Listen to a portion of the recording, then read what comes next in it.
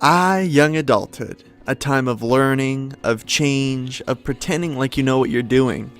This season of life can be really stretching, with all the necessary adulting that we're forced into, and the big decisions that we need to make. We are often left feeling alone and overwhelmed. I know I've been there. In this video, I'm going to share with you 3 things that I think every young adult needs to hear, and hopefully you'll be encouraged to share these things with other people in your life. But first, I want to give a huge shout out to my patrons on Patreon. You guys are awesome. Thank you for being gospel partners. If you want to become a gospel partner and make what I do possible, head on over to patreon.com/daily_disciple to join today. Now, back to the show.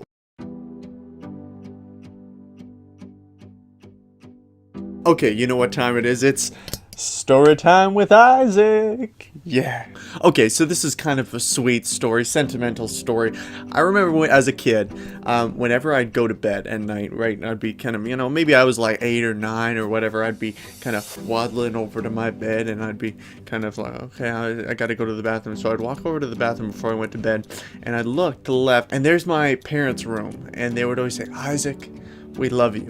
Isaac, we love you. But at that time in my life, I didn't really know what that meant. You think of a toddler. I have lots of younger siblings, and when they were a little bit younger, toddler age, I could have went over to one of them and, explained to them, look, I had this delicious apple for lunch. It was absolutely delicious, so crunchy, so juicy, so tasty. Oh, it was so good.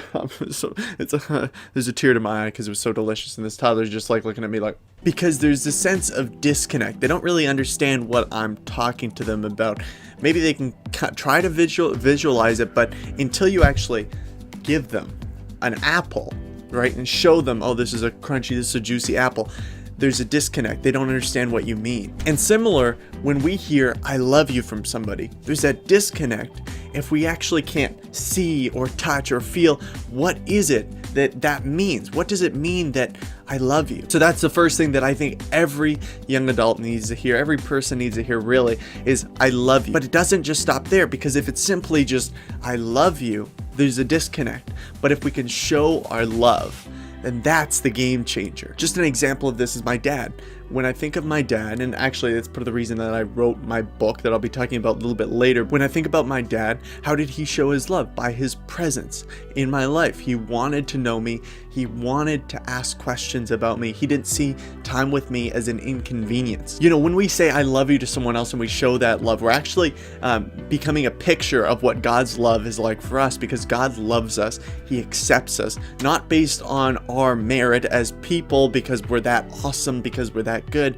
No, because of how good and gracious God is. He loves us, He accepts us, and He wants to know us, and that is an amazing thing. And when we can give that same love and acceptance and grace to other people by just wanting to be present with them, that's an amazing picture of the gospel, amazing picture of God's love for us. While we were yet sinners, Christ died for us, and we can show that same love by sticking by somebody, by saying I love you to someone even when it's hard. Okay, wow.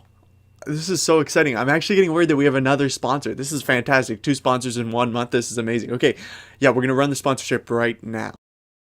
If you want to learn adulting, you must act like a child.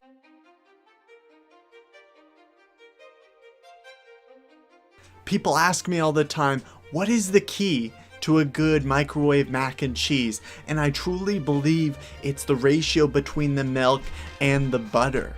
When is a person ready to adult? I think the real question we should be asking is, when is adulting ready for you?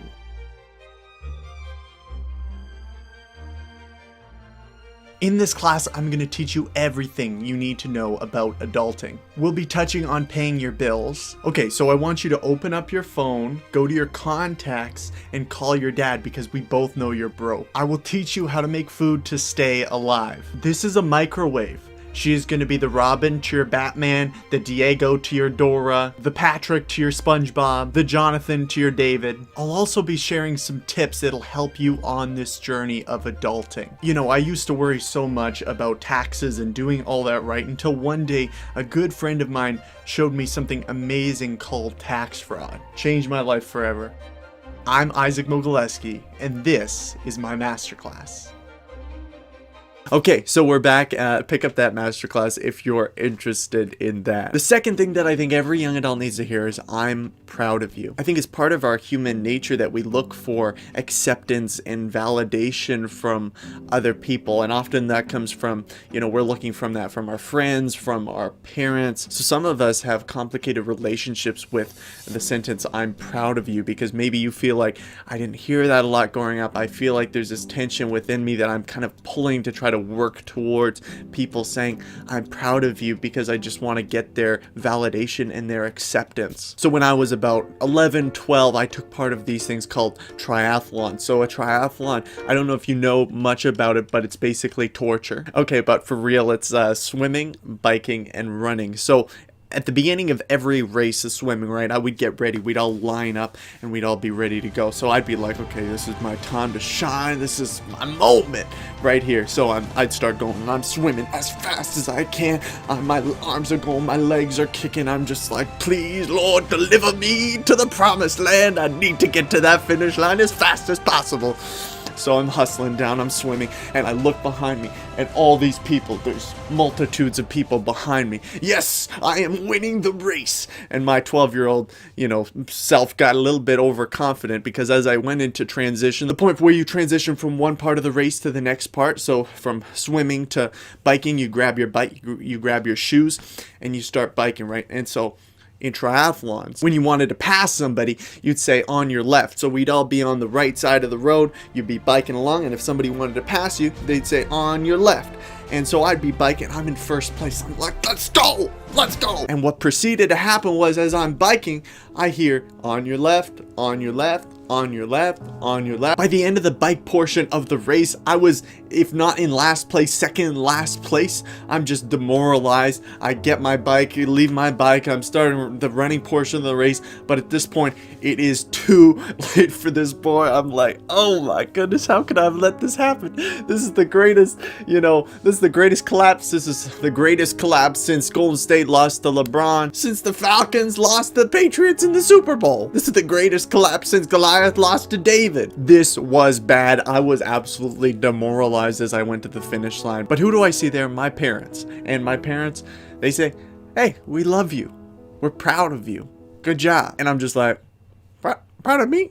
Why are you proud of me? What'd I do? I lost. I've lost. Like, you can be proud of me when I've done something. You can be proud of me when I win. But why are you proud of me when I lose? When I have the greatest collapse of all time? But you know what that does when you can say to somebody, I'm proud of you, even when things aren't going the greatest, even though they maybe didn't just win the race. Maybe they didn't just, get the job. Maybe they didn't just, accomplish what they wanted to accomplish. Even when you can say, I'm proud of you, it shows that person that they're more than their accomplishments. They're more than their achievements. Their life is worth more than just goals being accomplished or work being done. They are valuable, not only in your sight, but in God's sight too. And for you, if you're struggling with this, feeling like I need to achieve, I need to perform well, I need to really prove myself in a sense, I just want to tell you, I'm proud of you.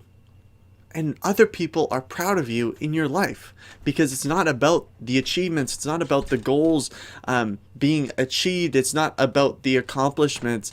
No, it's about you and who you are and your character and your heart and you being a child of God. And that makes you valuable because God created you in His image and people love you and people are proud of you. I interrupt this message to give you a special announcement. Wait a minute. What is that? Oh my. Dude, did you see this? Oh my goodness. Okay, so here's the announcement. You can get this book for $10. $10, that's it. So it usually is something like $25 Canadian, but you can get it for $10. All you need to do is go to patreon.com/daily_disciple, sign up to be a gold or silver gospel partner.